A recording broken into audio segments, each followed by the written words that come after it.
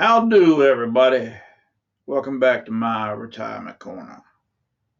Just figured I'd shake things up a little bit. uh, the widow's tax trap and what I'm doing about it.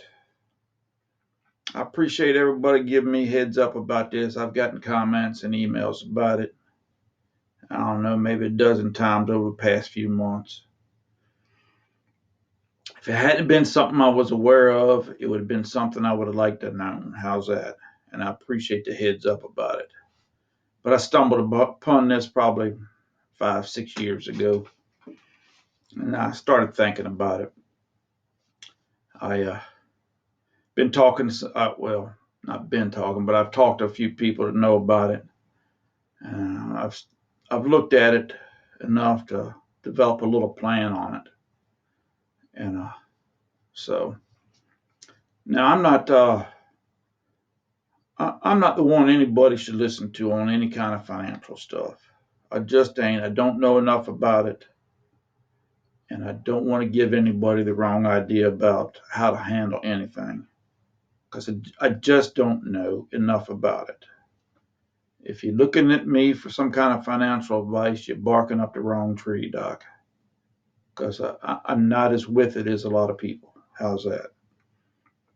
I suggest you go talk to somebody about this, especially this widow's tax trap thing. It can be detrimental to the surviving spouse if you don't watch it. If you There's a lot of videos on here about it. You can watch those. You can go talk to your tax preparer. Go talk to your financial man. You know, I prefer to go in person. It's easier for me to understand, and I can ask questions. I can't do that for daggone video, but I do both. So I try to keep up on the stuff, whether it really affects me or not. And as far as this widow's tax trap thing is, for a Steve summary, the tax brackets are different from single to married. I don't know what they run, and I always figure on their half. You know, at 12% for married is 22 or 25 for single. Uh, It's not exact, but it's a rough estimate. You can check it out online, and you can. The worldwide internet is an amazing thing. But so therefore, the surviving spouse will be bumped up to a higher tax bracket uh, because of having a different tax rate. And chances are pretty good they're going to be having less money because right away one of the social securities will go away. You know, and if you have a pension, you know, depending on how you set that up, they'll lose money on that end too. So they're effectively making less money and they're paying more taxes. And it can be extremely detrimental to the surviving spouse in their later years if you don't think about it at least. But due to the fact that we just don't have a whole lot tax deferred, or we just don't have a whole lot of cash altogether. I mean, don't get me wrong, we're fine. We're gonna be fine right on through retirement. I'm gonna live just as comfortable in retirement as I am right now. But I mean, we just don't have, $5 million or anything like that, you know. So when I say we don't have a lot, I mean we got more than a lot, and less than some, I guess you'd say. Yeah. But you know, the more you have, the more you have to be concerned with on this. We don't have enough really to be too concerned over it. But the way that's the beauties of being poor. We finally found some joy out of being poor. But me having a pension is there's no way for me to eliminate paying taxes at all. You know, if I just live off pension and Social Security, I'm going to end up paying some taxes. Not much, but I'm still going to end up paying taxes. If I could eliminate taxes altogether, I would do something different, but I can't. So all I'm looking to do is carry a straight flat line through the rest of our lives. That's all I'm looking to do. Instead of paying, being in the 15% tax bracket this year and the next year dropping down to 5, and then carrying that through 10 years, then going up to 10 or 12, and then going on up to 15. If I can just pay 12 or 15% straight across, I'm happy. I don't mind paying taxes.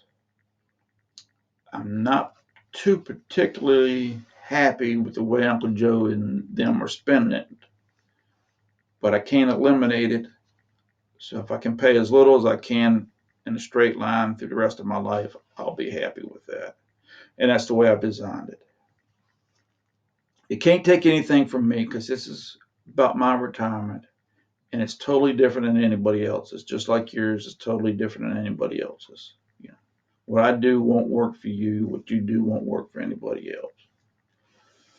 But the way I got it modeled is me kicking off at 83. So that gives Connie 7 years, from 83 to 90, to be single and be in that higher tax bracket. But the way we got it modeled is we'll be in a 15% tax bracket the rest of our lives from right now to the day both of us kick off. And our effective tax rate would be 12% or less from right now until the day I kick off. That's the way it is. Now that's if I pull out of my tax deferred accounts from Social Security to mandatory withdrawals.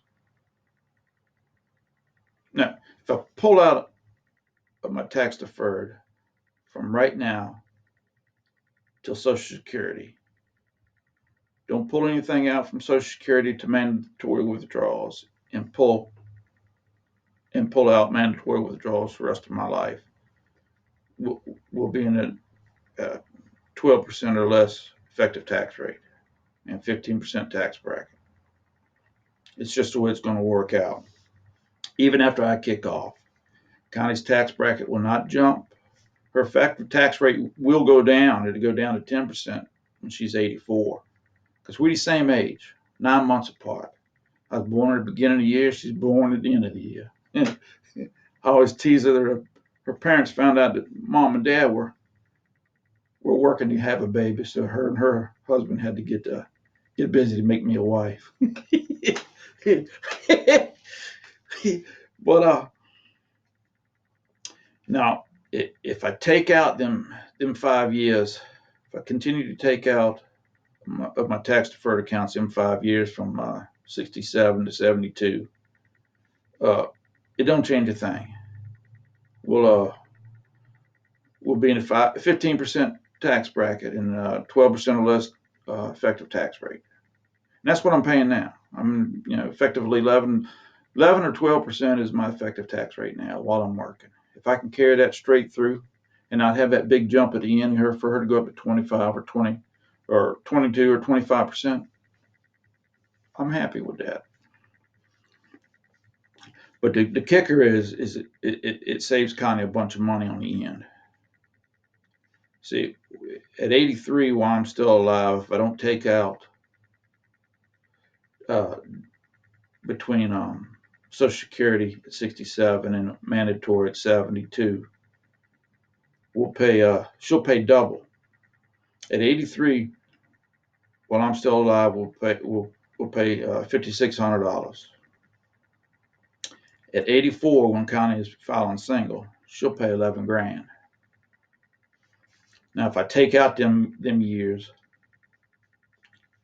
at 83, when I'm still alive, we'll be paying $7,000. At 84, when she's by herself in the single tax bracket, she'll be paying $7,500. Now she'll lose her Social Security, so she'll lose some income, but the amount that she's going to lose on expenses is a lot more. So, because when I go, my Medicare goes with me. And that's a pile of money, Doc. You know, you figure 30 years from now, Medicare is going to be expensive. You got to get Medicare A, Part B and C and D and all that mess. So she'll lose a lot more in her expenses than she'll lose in income. Right. So, right or wrong, if I could eliminate taxes altogether, it would be ideal. But I wouldn't be able to do that. So I don't know. That's just the way I'm going to work it out. I want to work it out where we got a flat line the rest of our lives, and we're going to be down in the bottom uh, tax bracket the rest of our lives. Yeah, just like we've always been. Nothing is going to change on us. So, well, y'all make it a good day, and we'll talk to y'all later.